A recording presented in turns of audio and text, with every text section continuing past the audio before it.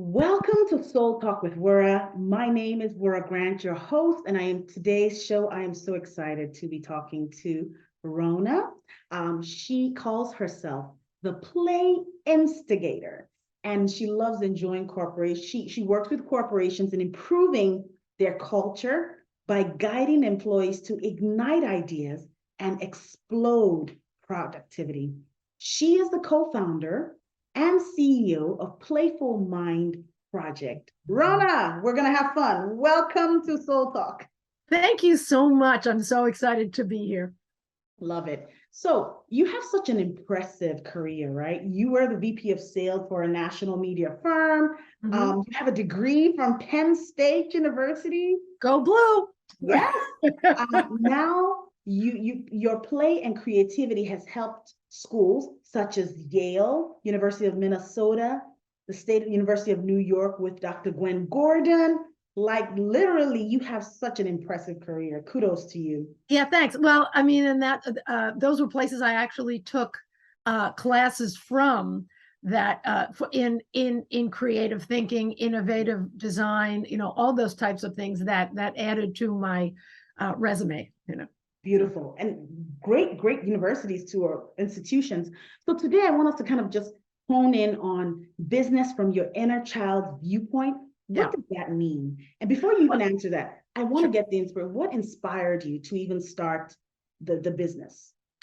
Well, I had worked in advertising and media sales. So I worked my way up from sales assistant to VP of sales for a regional cable rep firm, where basically when you're a media rep, you represent whatever media it is, radio, television, cable, digital, and you sell their airtime to ad agencies and reps that way, just to get people's names out. So when I was doing it 100 years ago, it was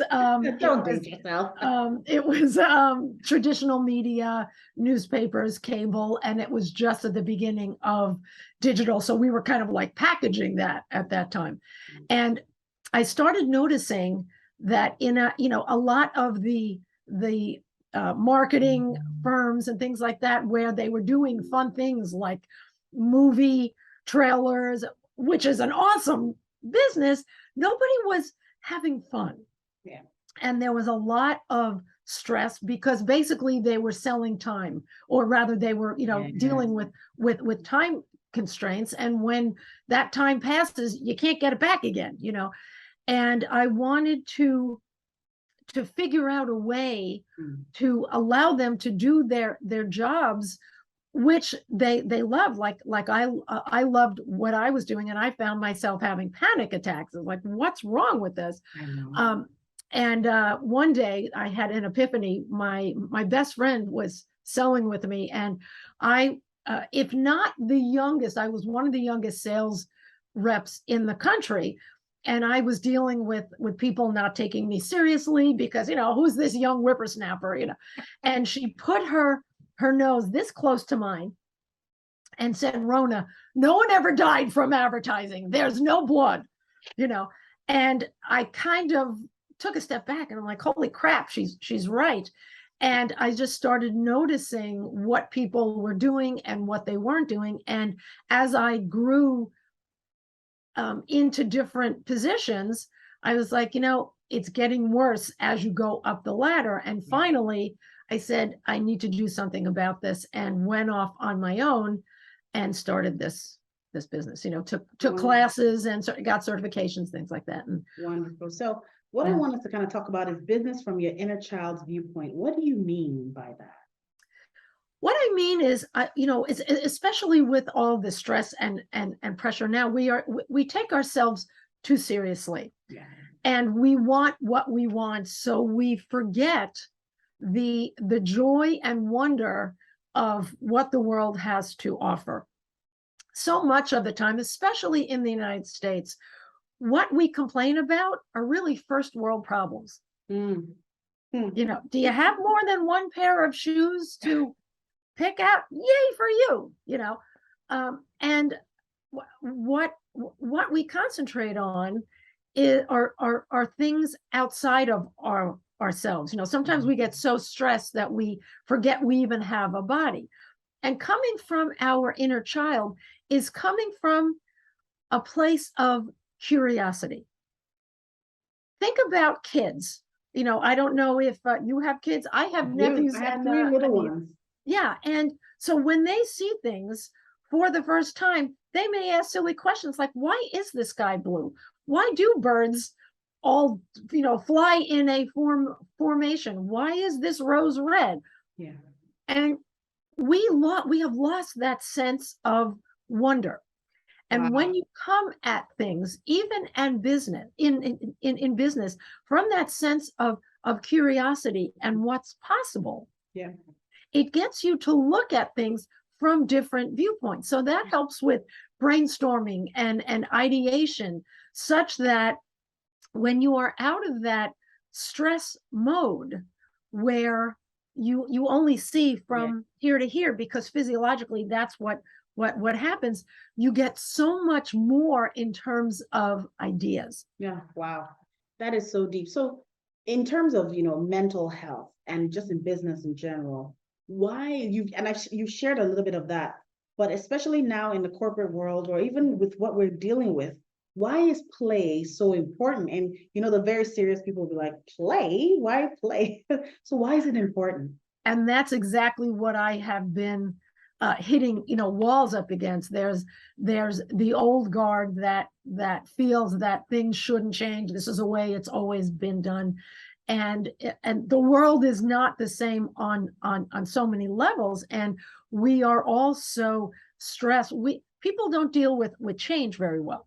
Mm-hmm. And that's the only thing that's constant. Change is constant. Yeah. And what play allows us to do is open up, have more trust, have more vulnerability, and have more authenticity with oneself, which allows you to give ideas and listen to other people. Sometimes there's hero leadership. There's the fear of failure. There's the fear of being wrong. When you're in your adult mind, we fear being judged. Yeah. And that stops us from giving our best ideas. Where if the whole team has an attitude of play, it's not just what you do, it's also an attitude. When you come at it like a child, you're more open to accepting everyone else on the team for who they are and their ideas. Yeah. Stop to think about what a child goes into, or when a child goes into a new situation. Most kids, unless they're really shy, will just go up to other kids and say, come on, let's play. My 4-year-old does that. And it makes my husband and I so uncomfortable because we are very reserved. And so he'll see people walk in and he's just like, hi. And I'm like, stop. Exactly.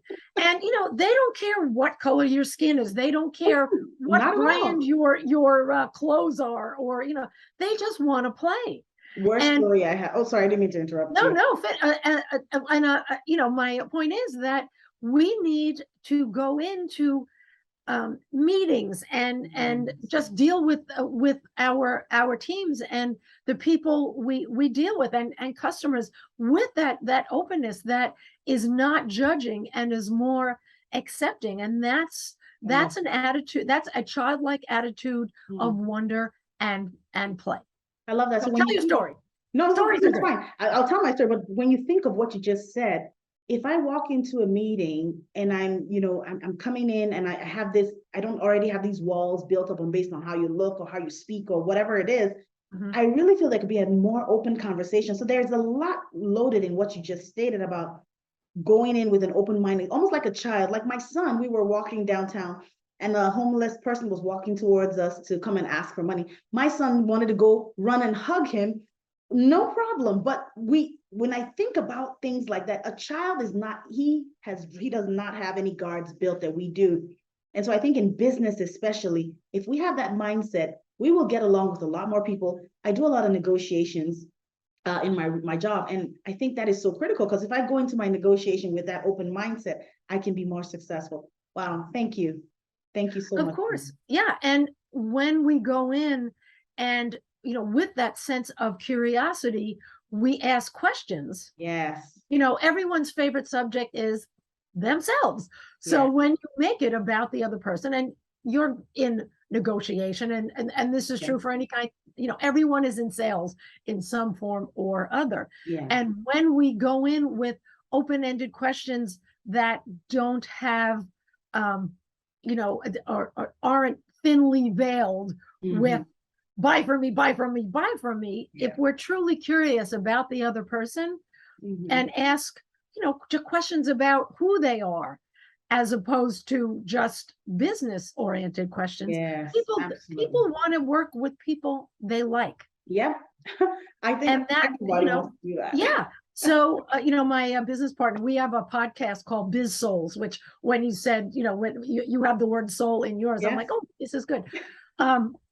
He is an expert in organizational development and sales development.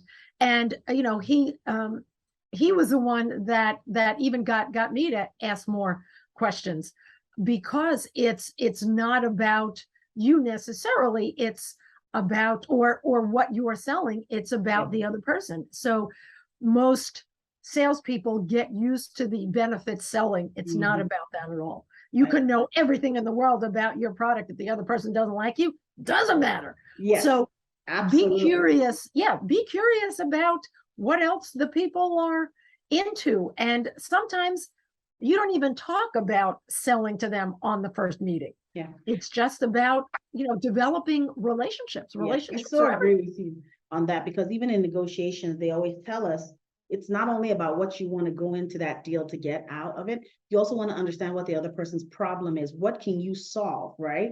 That's not so I love it. I love it. I'm getting so into this interview. So I wanted to kind of understand what you mean by why is play so important for change management and organizational cultures, especially in the environment we have with COVID and all this change happening. People are still trying to figure out, what am I doing with this remote work? So can you just share a little bit about that? Why is it so important?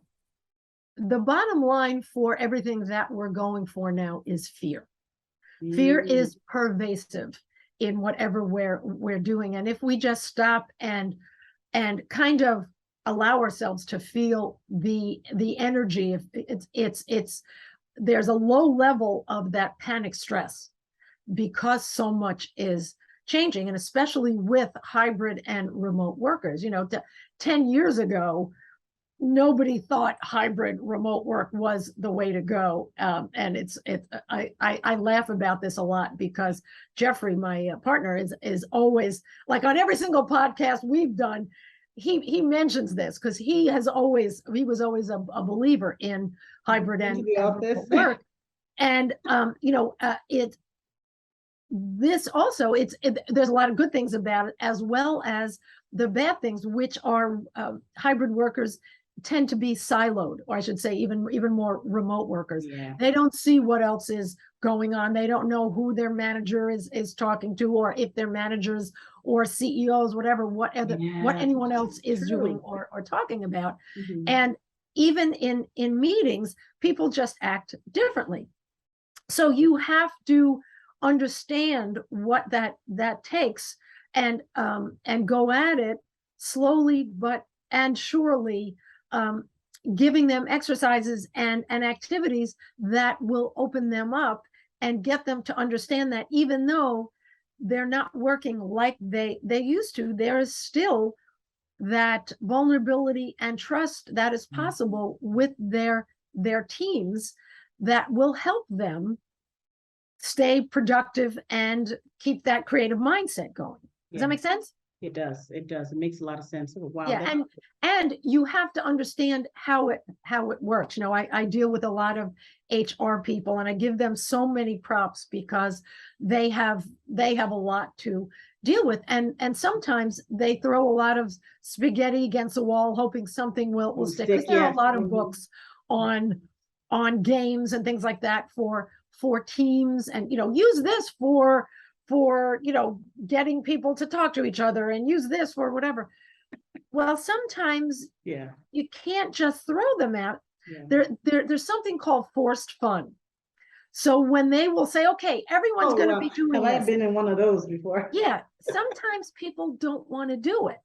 And you have to understand, and this all goes back to positive psychology and attachment theory. There's a whole bunch that goes into it. So you have to be trained enough to be able to say, okay, you people, you don't want to do it. That's fine. This is what you can do that will still get them engaged. And when they see other people, it's like shy kids.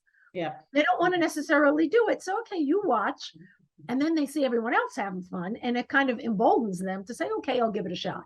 So that kind of takes me into my next question, which kind of relates to the psychological safety and play, right? So can you just share a little bit, how can that even be created? How can you have safe play or psychologically safe? Well, psychological safety is key in any business. Okay. You know, you want people to feel safe to be themselves with each other. And there is fear that comes into it. Like I said, when there's a manager present or a C-level, because you don't want to say something wrong, or if someone's new, if there's that safety issue comes in even with people of different generations for various reasons, which there's no, you don't need to go into it. And there are ways to kind of warm people up for that feeling of trust and safety. There are some fun activities that we do that can seem a little childlike, and there's a method to the madness, things that are warm-ups for improv games, and which work great on Zoom and Microsoft Teams. And if people are in person, there are other things you can do that are improv, that have an art background and things like that, where you're doing things that are hands-on, and you have to put your heads together to solve problems that are just fun. And once that happens, then you can kind of go to the next step and work on problems that have to do with your business. So it's all about step by step. Sometimes when you see the big picture, it can be really scary. Absolutely.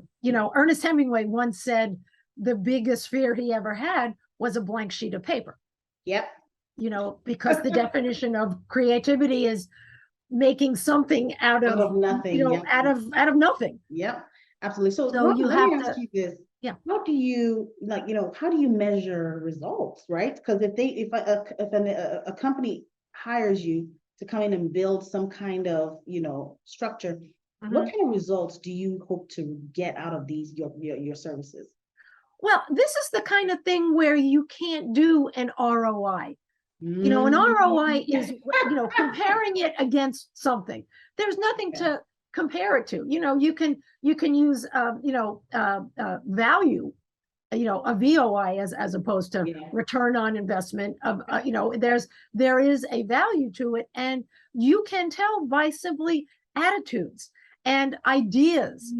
How much are your people producing? Are they coming in with a better attitude? And especially, there's been the Great Resignation. Wow. This is a way to stop that, or at least slow it down, because people are going to feel valued. Yes. And like one of the big things with the younger generations, Gen Z and all that, is that they want to know that they make a difference in the companies they work for. And this allows you to hear them when you work with play and innovative thinking together, and getting them to work better with everyone else who's there. They will feel valued enough to share their knowledge, and they do have knowledge. I'm not from that. I'm at the end of the baby boomers. And I work on staying relevant, and there are still things that my niece and nephew, who are 26 and 29, they'll come back to me and say, Aunt Rona, you need to do this, and they will help me. And I accept that.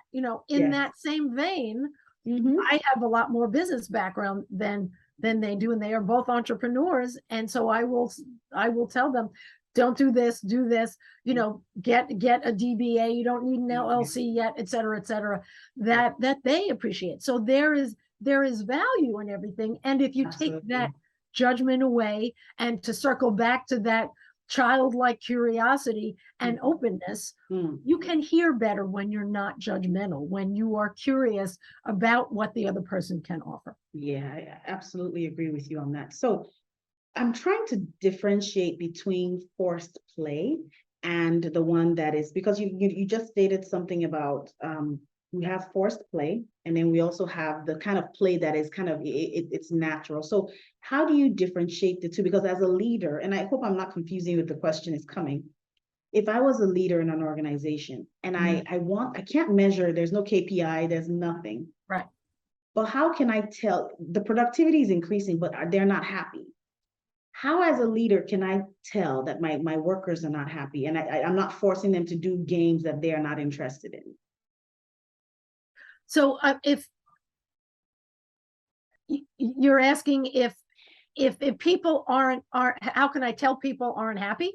Yeah, like, so I'm asking specifically if I'm a leader in an organization and I have this list of games or activities that I want them to do, but when I do these games, I can't measure it against anything to say, okay, they're satisfied. So what is the main thing that I can look for to say, okay, these activities that I got out of your organization, they're working, out of the Playful Mind Project, they're working. I guess that's what I'm trying to say is, if I well, can yeah, measure it's well, as a consultant, I would go in first and talk to the leaders, and then I need to look at the people and actually talk to them to see what's giving them problems. Because when you know, these a lot of times the C-level need to talk to their managers. You know, they have to find out information before they do anything, and the fact that they realize something isn't right is fantastic, you know, and that is a step in the right direction. So talking to their managers, and you know, communication is key. Yes. Simply asking them, how's it going? What, you know, what's working, what isn't? How can I make this better? And they may hear from them. You can do an inter-office 3 or 4 question marketing email, which when I go in, I can that's what I usually do, and they can do it anonymously and send it back to Playful Mind Project, because sometimes they don't want to send it to the people, to their leaders that be, you know. So if you make it anonymous, they're bolder, and I can see, okay, they're not talking to people, they're not hearing things, they're not getting all the information, the specifics aren't there. Then we can work on warming them up to each other, so that builds that trust, and understand that there are communication skills that they need to work with. I do seminars on critical conversations, difficult conversations, to work on active listening skills, asking the right questions, and flipping the mindset to one of positivity, as opposed to negativity, where most people, you know, think that way. And it's a skill, you know. It's definitely a skill. Wow, Rona, thank you so much. There's so much that I didn't think that, you know, that you can get so much information out of just talking about play in the business. Yeah, it's super fun. Would you like to do a warm-up activity? Let's do that. Let's do it. Okay. Yes. So there's something. It's actually this was an activity that was invented by my co-founder Jessica Brewstad in this. It's called Scary Stories, not scary stories. Scary stories. And this is something that I do when if I have a large group, I will put them in smaller groups, because it will take forever to do this. Everyone has 30 seconds to tell the story of a scar they have on their body and how they got it. I have so many. All right. So ready? Yes, I'm ready. Hold on. Let me time you. Oh, wow. This is pressure. Well, that's the whole thing. I mean, and I'll go over why this is a great one. Ready? Ready. Go. Okay, so I was in a bike race with my friends when I was 10 years old, riding the bike down the street, and then I fall off the bike, and the spoke of the bicycle cuts my left leg. Until today, I still have this really thick welt on my left leg, and it always reminds me, do not ride bicycles that have broken spokes in them. Oh gosh, that was so much Excellent. That was fun. great. 25 seconds. Fantastic. All right, now I'm going to try one. Okay, ready? Okay, I'm ready. going to go. So you can't see it now. I got 72 stitches in my face about 8 years ago from a dog bite. I love animals. Wow. I was at one of my closest friends' house who was very into dog rescue, and I've known her dog for years, and he was on his back, and I was scratching the belly, and he got scared. And I went to smooch him, and he bit me. And so I had to go to the doctor and get all kinds of stitches. There we go. That was How many 30 was that? seconds. So that was, yeah. And so that's a scary story. So what this does, it allows people to open up a little bit because no one knows your story like you do. I love that. Yeah. It allows people to talk, and it teaches them to tell a story succinctly. Because especially I can say this because I'm a girl. Women tend to they go off and on tangents. Yeah, we do that. Oh, and that reminds me, yeah. And it allows them to share something personal with someone else, and so if I'm in a group with 10 people, someone else or a couple of people could say, "Oh my God, I love dogs," and that starts a whole conversation. So you warm up because you have something in common.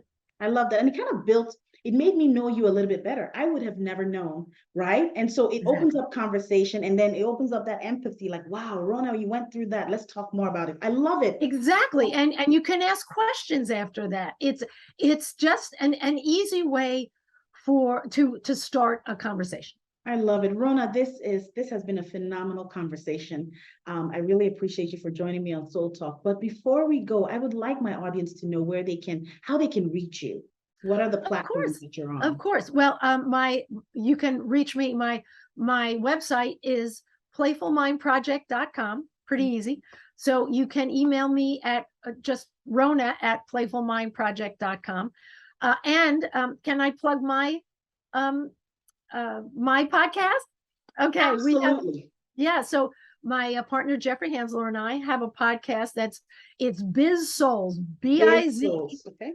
BIZ-SOULS, and it's on Apple, it's on Anchor, it's on Spotify, it's on everything, and it's an edgy, funny, important part of business that we talk about everything from fear to hybrid work, and interview people like you do on various things, and we do it with a bit of a playful bend to it, and we have a lot of fun.